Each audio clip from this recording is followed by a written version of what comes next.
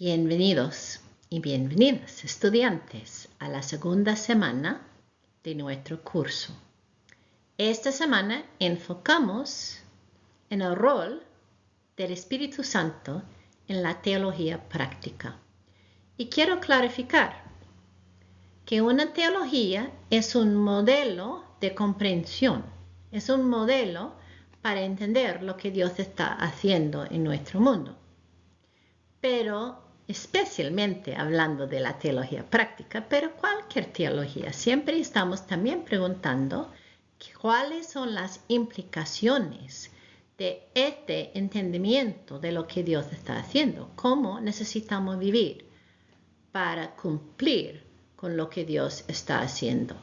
Entonces, vamos a preguntar esta semana, ¿qué está haciendo el Espíritu Santo como parte de un modelo de teología práctica, como este entendimiento de la acción de Dios y la naturaleza de Dios? Bueno, pero también cómo podemos vivir cumpliendo con esta verdad. Y yo usé esta citación de Juan, el viento sopla por donde quiere, para enfatizar que el Espíritu Santo es poder. El Espíritu Santo es una fuerza que tiene impacto. Y segundo, que es un poco misterioso, que no podemos entender completamente lo que está haciendo el Espíritu Santo, pero sí podemos entender lo suficiente para cumplir. Amén. Amén. Bueno, conocemos el Espíritu Santo como la experiencia de Dios. Como dijo Ramírez, hay una manera de pensar en Dios que es objetivo y él conecta esta manera de pensar en Dios, que quién es Dios, con la palabra. Pero hay otra manera de relacionar con Dios y esto es subjetivo y esta es la experiencia de Dios que viene del Espíritu Santo. La experiencia espiritual no es limitada al Espíritu de Dios. Hay muchos espíritus, como dice la Biblia. Y hoy en día hay gran anhelo para una espiritualidad, para una experiencia de Dios. Pero como dice Beatriz Sarlo, la búsqueda moderna es para una espiritualidad amable, una espiritualidad que no cuesta mucho. Y lamentablemente, esto es verdad no solamente en el mundo de gente que no es cristiana, pero aún en nuestro mundo de gente cristiana, que mucha de nuestra gente está buscando un refugio del estrés de este mundo, especialmente de esta época en este mundo. Y corre a la iglesia y corre a la experiencia espiritual como parte de este refugio. Pero tenemos que distinguir entre una espiritualidad amable y la experiencia verdadera del Espíritu Santo. La experiencia del Espíritu Santo siempre viene con algo real, un impacto real, señales, milagros, cosas que experimentamos no solamente adentro del corazón, pero en nuestras vidas. Pero todas estas señales y milagros tienen que apuntar a Dios, al Dios de la Biblia y a una, como dijo Padilla en el artículo, que nos lleva a una reflexión teológica profunda, ortodoxa, correcta. Entonces, si tenemos una experiencia espiritual linda, fuerte, pero no apunta al Dios de la Biblia, tenemos que cuestionar un poco qué está pasando. También, la experiencia del Espíritu Santo no solamente es una experiencia individual, es una experiencia comunal. No solamente impacta al individuo, impacta a toda la comunidad. impacta a la iglesia. Entonces, por ejemplo, siempre me gusta dar ejemplos. Pasó hace algunos meses con un grupo de estudiantes en la universidad en Asbury un avivamiento espontáneo que duraba algunas semanas y muchos jóvenes llegaron y participaron y hasta jóvenes de todo el país empezaron a llegar y hasta otras personas empezaron a llegar. Pero algunos líderes cristianos empezaban a preguntarse, ¿qué es el resultado de esta experiencia? Esta experiencia está llevando a la gente a un compromiso más profundo, más constante a nuestro Señor, ser discípulos de Jesús, o es solamente una aventura espiritual. Por los frutos se conocen, ¿verdad? Entonces, el Espíritu Santo nos da una experiencia increíble, hermosa, linda, pero no es solamente una experiencia, es siempre una experiencia con consecuencias para la vida individual y para la vida de la iglesia. Porque el Espíritu Santo es un espíritu misional. No solamente puede ser por la iglesia, ni tampoco. Necesita tener impacto, no solamente a la iglesia, pero por medio de la iglesia, al mundo. Es un espíritu misional. Porque no podemos pensar en el Espíritu Santo aparte de la Trinidad, ¿verdad? Y la Trinidad siempre tiene el propósito del misión la misión del Padre Dios en el mundo. Y esta misión fue encarnado en Jesucristo y nosotros aprendemos eso en la palabra de Dios.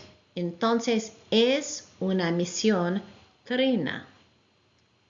La obra del Espíritu Santo que la conocemos en la teología práctica es una obra misional conectado con la obra del Padre y la obra que vemos en la vida del Hijo.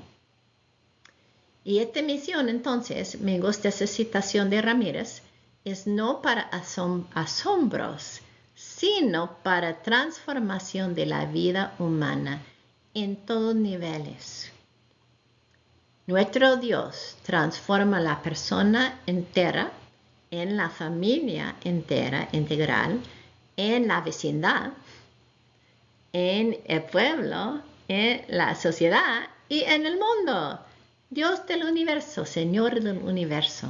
Entonces, cuando el Espíritu Santo está obrando, lo que vemos es transformación, no solamente asombros. ¿Y transformación hacia qué? ¿Hasta qué? Dice Raquel, pero ve, la vida de Jesús es el modelo para nosotros de la misión. Y no solamente, hermanos y hermanas, no solamente la cruz y la resurrección. Es toda la vida de Cristo que expresa, que se encarna su misión. Entonces tenemos que preguntarnos, ¿cómo transformó el mundo nuestro Señor? ¿Cuáles son todas las maneras que Él utilizó para transformar el mundo? Y todas estas maneras están incluidas en nuestra misión de transformación. Somos el cuerpo de Cristo en el mundo. Una comunidad ungida para ser testigo. Jesús dijo que necesitamos ser la luz del mundo para que la gente nos ve y ve a Cristo. Entonces, el Espíritu Santo en el cuerpo de Cristo produce, envía, equipa y empodera testigos al reino de Dios. Entonces, la comunidad en sí es testigo y esta comunidad que es testigo siempre está creando testigos, hombres y mujeres, para testificar al reino de Dios. ¿Cuáles son los señales de la presencia del Espíritu? Bueno, Ramírez dice que la iglesia es una comunidad micromódulo que funciona de acuerdo con los principios del reino. ¿Cómo podemos testificar a la realidad del nuevo reino que entró al mundo en Jesucristo, el reino que destruyó el reino del diablo? ¿Cómo podemos testificar, cómo podemos proclamar este reino si no estamos demostrando este reino en nuestro estilo de vida comunal? ¿Y cómo se ve? Mire, vamos a leer Gálatas capítulo 5. En cambio, el fruto del Espíritu es amor, alegría, paz, paciencia, amabilidad, bondad, fidelidad, humildad y dominio propio. Si la iglesia realmente va a portarnos como luz del mundo, necesitamos manifestar todas estas características que representan el fruto del Espíritu. Y solo el Espíritu puede darnos la capacidad de hacer eso. Pero si tenemos el Espíritu, tenemos una fuerza que está empujándonos a manifestar todas estas características y calidades humanas. ¿Y qué nota Padilla? Nota Padilla que en la primera iglesia en que se manifestaron de una manera hermosísima todas estas características, un símbolo, un vehículo, un instrumento clave fue la comunidad de bienes. Ellos compartieron, vemos en Hechos 2, en Hechos 4, 2 veces que tienen que como dar énfasis a eso, porque es un señal tan importante de este tipo de amor, ¿no? Es que ellos orgánicamente compartieron sus bienes para que no hubiera nadie pobre entre nosotros. Quiero, hermanos y hermanas, que imagínense si toda la iglesia en todo el mundo tuviera esta mentalidad, que al menos adentro de la comunidad cristiana que no hubiera nadie pobre, que no hubiera ningún niño que murió por falta de cuidado médico, que no hubo ninguna persona que murió por falta de comida, que ninguna persona que murió por violencia a las manos de un hermano soldado. ¿Puede imaginar esto? ¿Puede imaginar qué testimonio fuera al amor de Cristo?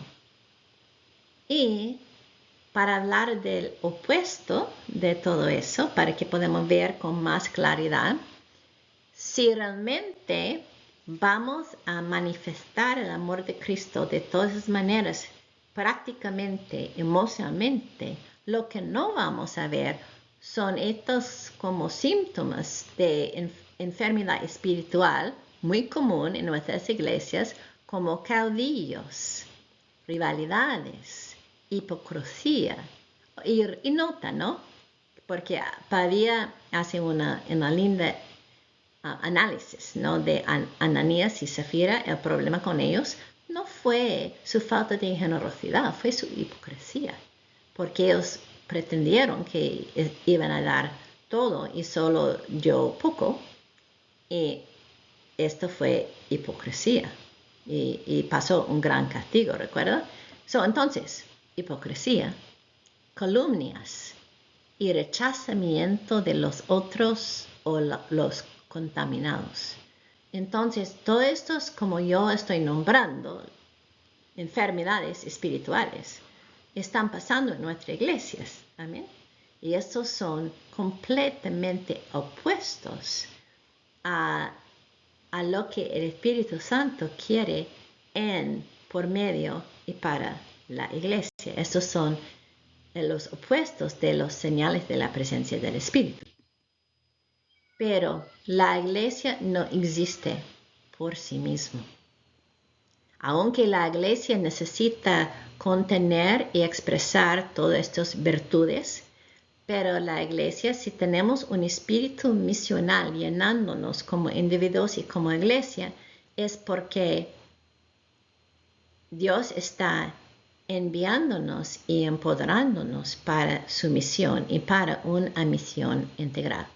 Y los 4 artículos que ustedes se han leído hablan de qué contiene o qué significa esta misión integral. Primero, la proclamación. Y esta es la parte que es más normal para nosotros. Sabemos que tenemos que proclamar a Cristo como Señor y Salvador. Y la proclamación, claro, es central a la misión.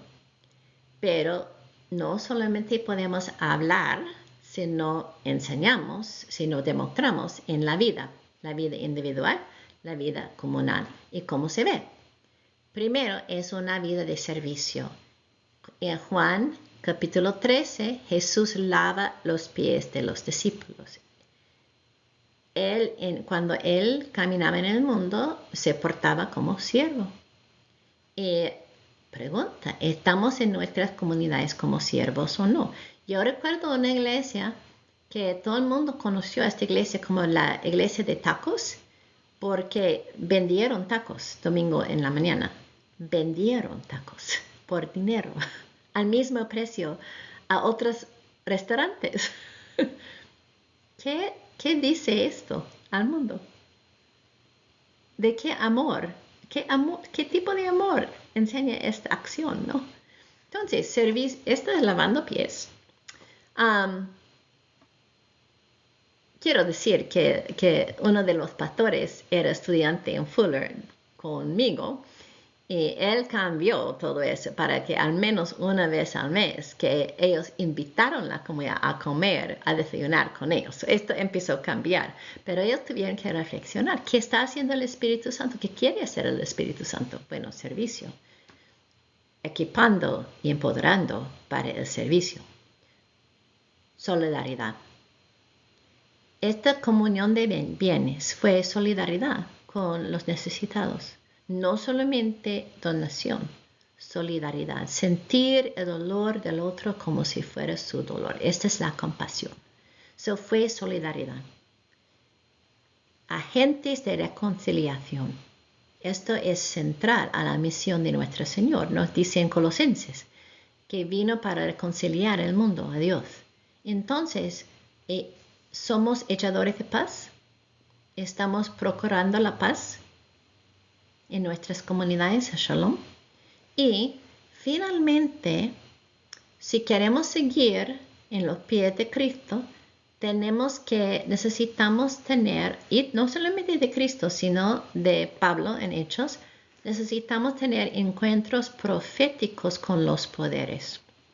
La conversación en Via Fani sobre los poderes es una conversación muy interesante y muy poderosa. Yo quiero que ustedes notan con claridad, que exploran y reflexionan en eso.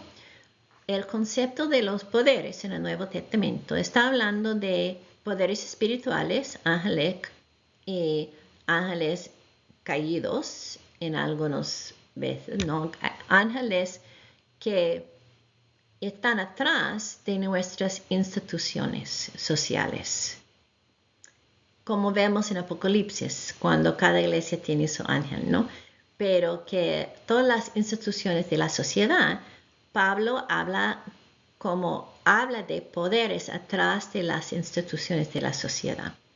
Y estos poderes pueden actuar en el servicio de Satanás, del rey de este mundo, o se puede utilizar para el bien también, porque todavía Dios es el Señor. Entonces, por ejemplo, el gobierno, los poderes pueden funcionar por medio del gobierno, pero también Dios ha escogido el gobierno, como leemos en Romanos 13, para el beneficio del pueblo. Entonces, siempre cuando hablamos de estos poderes, estamos hablando de poderes, como nuestra batalla no es contra carne y hueso, es contra poderes. Pueden ser poderes abajo del control de Satanás, pero también Dios puede utilizar estos poderes para sus propósitos. Pero necesita la voz profética muchas veces para que pasa esta conversión. Entonces, parte de nuestra misión integral es el encuentro profético con los poderes. ¿Y qué pasa en el encuentro profético? Aquí tenemos en esta imagen, tenemos a Jesús y a Pilato, ¿no? Pero también Villafañe y Padilla hablan de Sergio Paulo, el procónsul. Villafañe, perdón, no Padilla, habla de Sergio Paulo, que Pablo estaba enfrentando a Sergio Paulo, tratando de convertirle, pero con todo el público mirando. Y si este señor iba a convertirse, iba a hacer gran cambios en el pueblo, cambio bueno. Entonces, tenemos que, y estas son las actividades que hicieron los profetas, y hizo Jesús, hizo Pablo. Primero, reveló las mentiras del gobierno, de las instituciones, de la sociedad, de la prensa. Revela las mentiras obvias, pero también las mentiras sutiles. Por ejemplo, una mentira sutil es que cualquier migrante representa una amenaza. Bueno, a veces sí puede ser amenaza, a veces puede ser bendición, puede ser hasta ángel, como dice en Hebreos. Entonces, necesitamos revelar las mentiras. Necesitamos denunciar la maldad y anunciar la verdad, dando esperanza en Cristo. Y toda esta función puede ser parte de una teología pública en que la Iglesia habla con y a la sociedad para llamar a la sociedad a seguir a Cristo en todos aspectos. Bueno, voy a dar 2 ejemplos de esta misión integral. Un ejemplo empezó en Los Ángeles en los 1980, que era una época de pandillas fuertísimas en el este de Los Ángeles, y hasta que la gente tenía miedo salir de sus casas, especialmente después del puesto del sol. Pero hubo un grupo de damas en una iglesia que tuvo su estudio bíblico seminal y tenían miedo de ir a la iglesia, pero hicieron porque supieron que fue su deber, ¿no? Y estaba estudiando la Biblia, estaba estudiando el pasaje en que Pedro salió de la barca para caminar con Jesús en el mar y empezó a caerse, ¿no?, en el mar y ahogar, pero Jesús le salvó con su mano y dijo poca fe a Pedro, ¿recuerda? So, estaban estudiando este pasaje y una de las mujeres dijo que si nosotros vamos a salir de la iglesia como Pedro saliendo para caminar en el mar y hacer algo sobre este problema de pandillas. Y todas las mujeres empezaron a reírse. ¿Quiénes somos nosotros? Somos migrantes, indocumentadas, pobres, sin educación formal. La mayoría de nosotras abuelas, ancianas, ¿cómo vamos a salir? ¿Qué podemos hacer afuera? Aunque Cristo está caminando en nuestro pueblo, ¿qué podemos hacer nosotros? Bueno, una mujer bromeando dijo, pues podemos hacer tamales. Todos empezaron a reírse. Pero después empezaron a platicar y soñar. Como 2-3 semanas después, viernes, que fue su estudio bíblico, en parte de noche familiar, que un viernes llegaron, hicieron tamales en la iglesia y salieron de la iglesia a las esquinas en que estuvieron los pandilleros, los jóvenes, y les ofrecieron tamales. Y algunos de los esposos llegaron y tocaron la guitarra y cantaron como cantos rancheros y coritos y los jóvenes no supieron qué hacer con estos abuelos y abuelas, pero comieron los tamales y no eran tontos.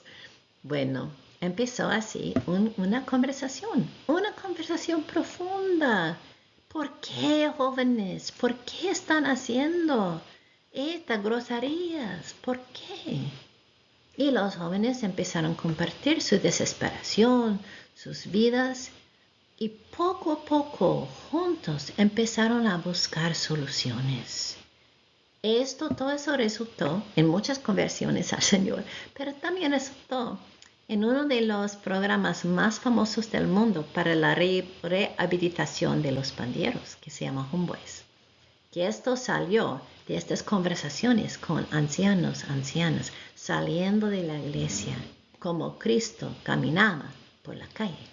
Bueno, otro ejemplo, el obispo Desmond Tutu, era obispo, puede ver su foto, en el sur de África durante el tiempo de apartheid. Apartheid era una separación total de la comunidad africana, la comunidad negra, morena, y la comunidad blanca. Una separación total, y la comunidad blanca agarró todas las tierras y propiedades personales y comerciales de la comunidad negra.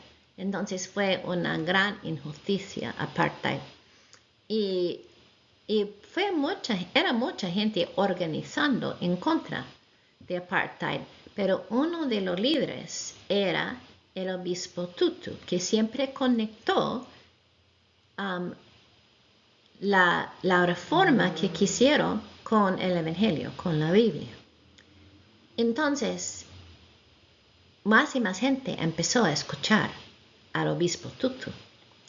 Y un domingo de Pascua, entró a su iglesia, a su catedral, soldados con rifles del gobierno, y rodearon adentro del catedral. ¿Cómo creen que la gente sintió? La congregación sintió temor, miedo intenso, ¿verdad? Porque ellos supieron que fuera posible que él iba a hablar en contra como parte de su sermón en la apartheid, y que ellos, los soldados, iban a esperar matarle enfrente del altar, como pasó con el arzobispo Oscar Romero, y también matar a algunos miembros de la congregación. Pero también tuvieron miedo que él no iba a hablar, porque si él hubiera quedado callado, ellos intimidados, el gobierno iba a ganar. ¿Qué hizo el obispo? Empezó a reírse como niño. ¿Qué pasa cuando alguien empieza a reír así? Todos empiezan a reír, es contagioso, ¿verdad? Toda la congregación empezaron a reír, también los soldados, algunos empezaron a reírse. En el medio de todo eso, el obispo llamó a los soldados, dijo: mi hijo, mis hijos, mis hermanitos, saben que nuestro Dios es Dios de justicia, es el Dios del éxodo. Vamos a ganar.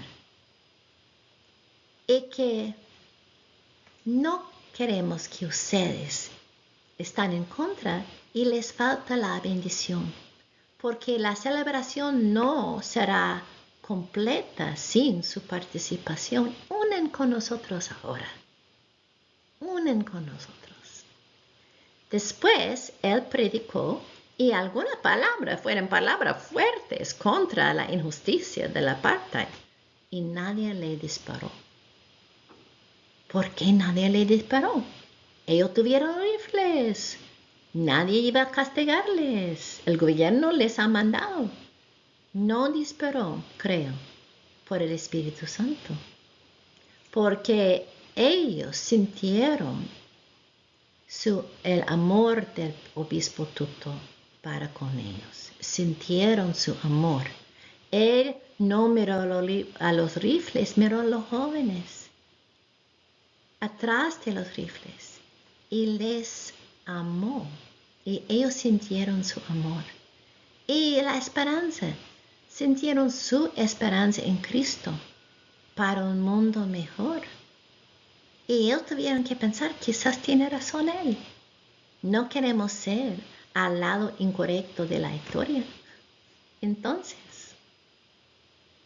no le dispararon. Bueno, estos son 2 ejemplos de un montón de ejemplos de la iglesia siendo la iglesia llenada por el Espíritu Santo para llevar a cabo una misión integral. Este es el concepto del Espíritu Santo en la teología práctica. Yo anticipo con mucho gusto sus reflexiones. Gracias.